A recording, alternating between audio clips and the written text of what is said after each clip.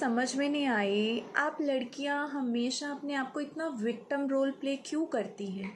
अपने आप को हमेशा आप लोग बेचारियां क्यों बनाती हैं? क्यों आप लोगों को अपनी ज़िंदगी को आगे लेकर जाने के लिए कभी माँ बाप के सहारे की ज़रूरत पड़ती है तो कभी आपके हस्बैंड के सहारे की ज़रूरत पड़ती है? क्या आप लोग अपाहिज हैं कि हमेशा आपको सहारा ही चाहिए? कभी अपने आप से आप लोगों ने पूछा है? हाथ पैर सलामत है, माँ बाप ने पढ़ाया लिखाया इसीलिए नहीं था कि दूसरों के ऊपर बोझ बन जाओ। मेरा ये वर्ड आप लड़कियों को बुरा तो लग रहा होगा क्योंकि मैं ऐसे बोल रही हूँ कि आप लोग बोझ बन जाओ, पर सच भी तो है। आप लोग अपनी ज़िंदगी को कभी भी अपने मुताबिक नहीं जीते हो। अपनी ज़िंदगी की डोर आप हमेशा दूसरों को सौंप के रखते हो। कठपुतली बने हुए हो, दूसरों के हाथ के पपेट बने हुए हो। जो जैसा चलाना चाहता है उनके अकॉर्डिंग आप चलते हो। पढ़े लिखे हो, अपने आप को स्टैब्लिश करो। आप देखो अपने साथ आप लोग क्या कर रहे हो। मुझे तो आज तक लड़कियों की ये भी चीज़ समझ में नहीं आई, कौन से प्यार की आप लोग कौन सा प्यार निभाने की बात करते हो। पति शराब पी के आता है, घर पे आके जूते मारता है और उसके बाद पूछो तो क्या कहते हैं, मैडम बच्चे हैं हमारे, हम उन्हें छोड़ नहीं सकते। अगर पति को छोड़ भी दिया, बच्चों का खर्चा कैसे उठाएंगे? हाथ पैर टूटे हैं, लंगड़े लूले हो आप लोग, अंधे हो, कमा नहीं सकती, पढ़ी लिखी नहीं है। यार क्यों हमेशा अपने आप को एक्सक्यूज़ देती हो आप लोग? क्यों अपने आप को ऐसा जताती हो कि तुम्हें हमेशा सहारे की ज़रूरत है? क्यों नहीं समझती हो अपनी ताकत को, अपनी पावर को? लड़के सुपीरियर क्यों कहलाते हैं जानती हो?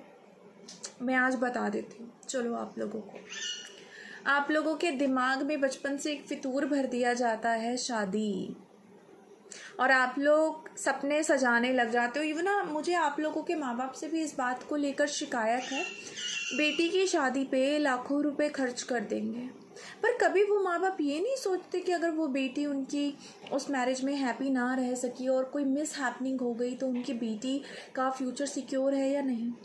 तो शादी पर इतना पैसा खर्च करने से अच्छा है वो अपनी बेटी के फ्यूचर को सिक्योर करें, ताकि फ्यूचर में उस बच्ची के काम आ सके। पहले तो उस लड़की को खुद ही स्टेबल होना चाहिए, अपने पेरेंट्स के ऊपर नहीं डिपेंडेबल होना चाहिए।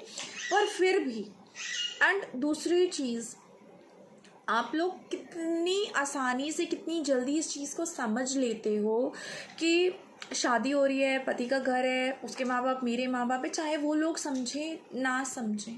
आप लोग एक सेकंड में अपने परिवार को लोग एक सेकंड में अपने माँ बाप को छोड़कर जाने के लिए बड़ी एक्साइटमेंट में तैयार हो जाते हैं। अगर यही बात आप किसी लड़के से पूछो कि वो अपने माँ बाप को छोड़कर आपके साथ आएगा, तो मेरा जवाब है नहीं।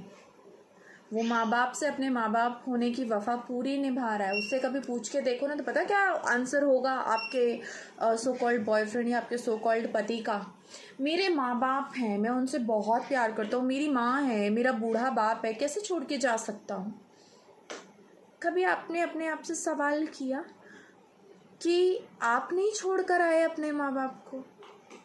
आपके बूढ़े माँ बाप नहीं थे? उन्होंने आपको पैदा नहीं किया? क्या आप आसमान से टपक गए? आपकी माँ ने 9 महीने आपको कोख में रख कर दर्द नहीं सहा?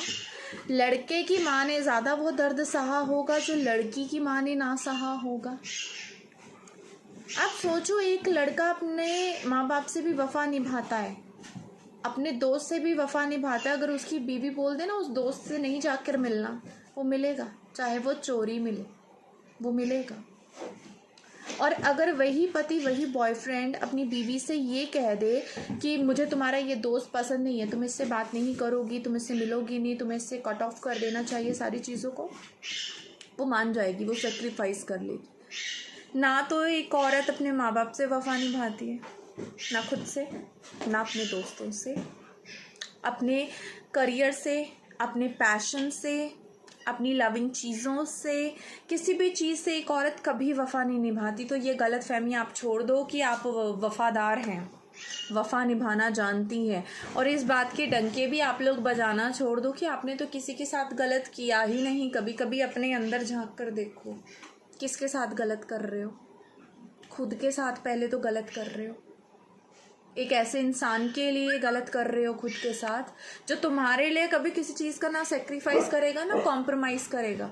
ये तो आप समझ लो, बहुत अच्छी तरह से समझ लो, ठीक है, इस चीज़ को। और मुझे ये भी समझ में नहीं आता कि आप लोग क्यों दूसरों के ऊपर हमेशा से डिपेंडेबल होकर अपने आप को एक ऐसी सिचुएशन में, फिर आप लोग कहते हो कि आप लोगों के साथ गलत हो गया, किसी ने आपके साथ बुरा कर दिया।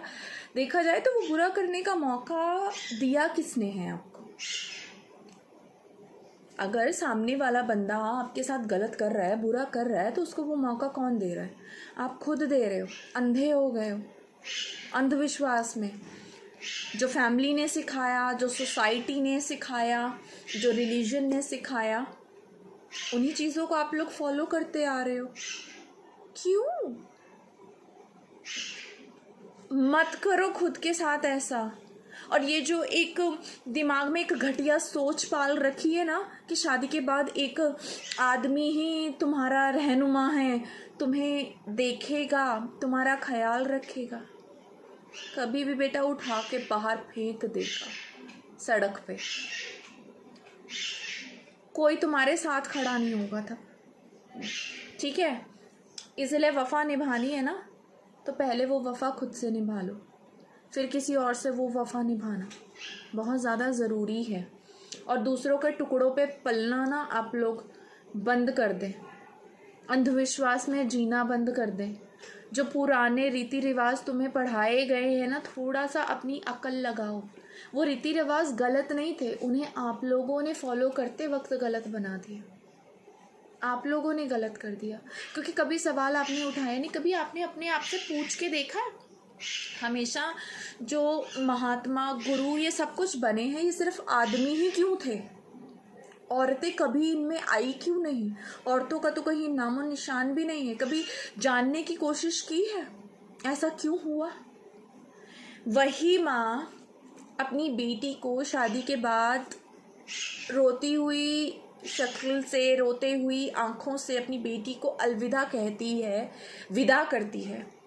और दूसरी वही माँ, उस लड़के की माँ, खुशी खुशी उसको अपने घर लेकर आती है सिर्फ उस दिन जिस दिन वो लड़की की शादी हुई होती है, समाज को, सोसाइटी को अपने बारे में दिखाने के लिए कि वो कितनी महान है। क्यों ऐसी झूठी शान के पीछे मर रहे हो? दुनिया को दिखाने के लिए, रिश्तेदारों को दिखाने के लिए अपनी ही जिंदगी के साथ क्यों खिलवाड़ कर रहे हो भाई? लड़कियों मुझे बता दो, अपनी ही ज़िंदगी के साथ खिलवाड़ क्यों करो? जब तुम लोग मुझे बताओ ज़रा, जब आप लोगों की लाइफ में कुछ भी प्रॉब्लम आती, कोई ऑब्स्टेकल आता है, सोसाइटी आती है, आपके रिलेटिव्स आते हैं, ताने देने आएंगे, इससे ज़्यादा कोई कुछ करने नहीं आएगा। ताने देने के अलावा उनको और कुछ आता भी नहीं होगा, ठीक है? आपके माँ बाप भी आपको बात बात पे ही ताने सुनाएंगे, ये समझ लो। सबसे पहले तो ये समझना आपके लिए ज़रूरी है कि यहाँ पर अगर ज़िंदगी जीना है, काटनी नहीं है, ज़िंदगी अगर जीनी है तो आपको उस ज़िंदगी को जीने के लिए, उसके लिए काम भी करना होगा, अपने आप को आगे लेकर आना होगा। क्यों पपेट बने हुए, क्यों भिखारी बने हुए हो? रोटी के एक एक टुकड़े के लिए अपने आदमी के लात खा रहे हो, जूते खा रहे हो, उसकी गालियां खा रहे हो। शर्म करो, ऐसी जिंदगी जीने नहीं आई थी आप लोग। आप लोग तो उस देवी को भी शर्मिंदा कर रहे हो जो कि शक्ति के रूप से जानी जाती है, उनका अंश होने की बात करती है हर एक औरत। शर्म आनी चाहिए आप लोगों को, शर्म, जो ऐसी ज़िंदगी जी रही हैं, जो अपने खुद के हक के लिए नहीं खड़ी हो सकती। पति ने छोड़ दिया, 2 साल बाद, 6 साल बाद वापस आ गया, वापस चलेगी मुंह उठा के। कोई सेल्फ रिस्पेक्ट नाम की चीज़ नहीं है आप लोगों के अंदर, सच में देखा जाए ना। तो फिर प्लीज़ ये रोना बंद करो, मेरे पति ने, मेरे बॉयफ्रेंड ने मेरे साथ ऐसा किया, मेरे बॉयफ्रेंड ने मेरे साथ वैसा किया। उसी टाइम क्यों नहीं लात मार के उसको अपनी ज़िंदगी से दफ़ा करती हो और दोबारा पलट के भी ना देखो? तब एक शक्ति रूप कहलाओगी? क्यों उनके टुकड़ों पे पलना है जिसने पहले उठा के फेंक दिया? फिर तुम में और एक जानवर में क्या अंतर है? जानवर बेचारा एक रोटी के लिए दूसरों के ऊपर, इंसानों के ऊपर डिपेंडेबल रहता है, क्योंकि उसके अंदर समझ नहीं है, वो चीज़ें मांग नहीं सकता, वो इंसानों की तरह काम नहीं कर सकता, इंसानों की तरह वो एजुकेटेड नहीं है, इसीलिए उसे एक पपेट की तरह इधर उधर घूमना पड़ता है। आप लोग मुझे बताओ कौन से पपेट हो आप, और क्यों? अपना काम करो, अपने आप को सर्व करो। लड़कियों भिखारियों वाली ज़िंदगी जीना बंद कर दो, अपनी पहचान बनाओ, अपनी सेल्फ रिस्पेक्ट को वैल्यू करो, खुद को वैल्यू देना सीखो। जैसे लड़के वैल्यू करते हैं, अपने परिवार को वैल्यू करते हैं, अपने दोस्तों को वैल्यू करते हैं, अपनी चॉइस को वैल्यू करते हैं, अपने लाइक डिसलाइक को वैल्यू करते हैं, तुम लोग तो ना अपने परिवार को वैल्यू करती हो, ना तुम लोग दोस्तों को वैल्यू करती हो, ना तुम लोग अपनी ड्रीम डिज़ायर्स को वैल्यू करती हो, खुद की खुशी तक को तुम लोग वैल्यू नहीं करती हो। इंसान के नाम पे धब्बा हो। सीरियसली मेरी बात आप लोगों को बहुत बुरी लगने वाली है, लगनी चाहिए, तब जाकर अपने अंदर झांक के देखोगी खुद के साथ क्या कर रही हो। किसी से एक रोटी, सिर पे छत मांगने के लिए, किसी का 2 पल का प्यार मांगने के लिए अपने आप को इतना पैरों में उनके गिरा रही हो, इससे अच्छा तो क्या ही मैं आप लोगों को बोलूं। अपने आप को इंसान कहना बंद कर दो फिर, और रोना बंद कर दो, मेरे पति ने, मेरे बॉयफ्रेंड ने, मेरे साथ इसने ऐसा किया, मेरे परिवार ने ऐसा किया। जब खुद के लिए तुम लोग खड़ी नहीं हो सकती हो ना, तो फिर जिसने जो किया वो तुम्हारे साथ ठीक किया, क्योंकि तुम्हारे लिए कोई और बाहर से कोई भगवान ईश्वर धरती पर उतर के नहीं आने वाला। तुम्हें खुद अपने लिए स्टैंड लेना होगा, और अगर अपने लिए स्टैंड नहीं लोगी ना, तो पूरी ज़िंदगी ऐसे ही निकाल दोगी। और एक टाइम, सडन टाइम, एक ऐसा टाइम आएगा जब तुम्हें पछतावा होगा कि तुम अपने लिए डिसीज़न ले सकती थी पर तुमने लिया नहीं, क्योंकि तुम्हें नो कहने की आदत नहीं है। नो कहना सीखो, अपने लिए लड़ना सीखो। कोई फ़र्क नहीं पड़ता सामने कौन है, परिवार है, सोसाइटी है, कौन है, कोई फ़र्क नहीं पड़ता, तुम्हें लड़ना आना चाहिए। तो आज के लिए आप लोगों की इतनी क्लास लगाना बहुत था मेरे लिए। मिलती हूँ आप लोगों से जल्द में। ओके।